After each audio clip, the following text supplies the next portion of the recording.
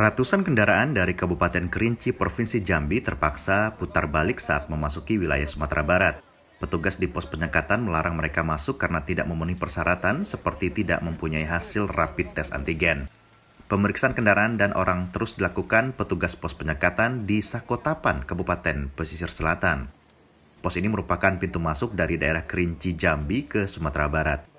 Menurut petugas pos Bribtu Gus Ferry, sejak 20 Maret, sudah 125 kendaraan yang putar balik arah. Mereka tidak diizinkan masuk karena tidak memenuhi persyaratan yang telah ditetapkan oleh pemerintah, seperti mempunyai surat izin jalan dan dokumen negatif COVID-19 berdasarkan rapid test antigen. Pemeriksaan dilakukan hingga pagi karena sejak tengah malam hingga subuh banyak kendaraan yang mencoba masuk. Selain di Sakotapan, Polda Sumbar juga telah mengaktifkan pos penyekatan di seluruh perbatasan dengan Riau, Bengkulu, dan Sumatera Utara.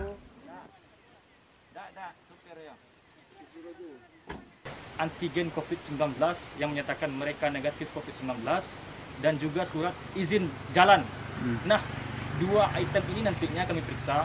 Apabila kedapatan tidak memiliki surat yang dua ini, mereka terpaksa kami suruh putar balik. Kalau sejak awal dapat kita rata-ratakan itu satu hari itu minimal 25 kendaraan. 25 kendaraan. Jadi karena kami sudah melaksanakan kegiatan ini selama 5 hari, berarti 25 dikalikan 5, 125 kendaraan sudah kami putar balikan.